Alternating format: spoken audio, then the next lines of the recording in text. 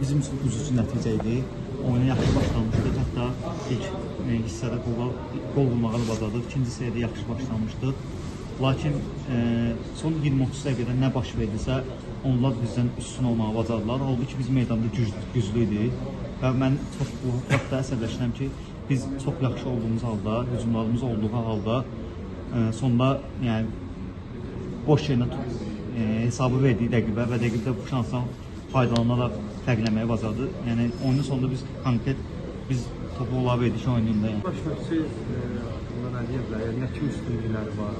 Gördüyüm fərqli cəhətlərdən biri ilk hissədə, yəni ilk hissədə ümumiyyətlə disiplinli oynamağımız idi. Yəni bu yəni ən böyük gördüyüm fərqlərdən biridir.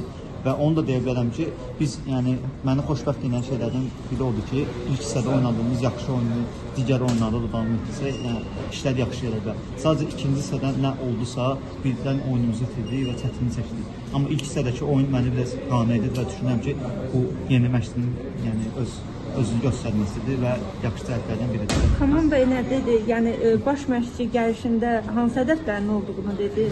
Hədəflərdən biri ilk yəni sabah olduğunu götürməmişik. Bu vaxta qədər olan müddətdə itirdiyimiz hal əsasda sabahla olan hal fərqidir və bizim məqsədimiz hal-hazırda sabahla olan hal fərqini azaldaraq yuxarı pillərini təmin etməkdir. Yəni əsas məqsəd bundan ibarətdir. Yəni hal qazanmaq.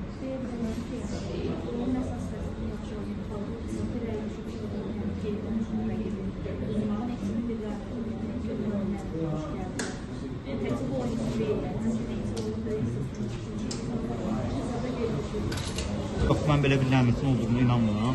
Yəni sadəcə ikinci hissədə biz topu onlara verdik və üstünlüyü uduzduq.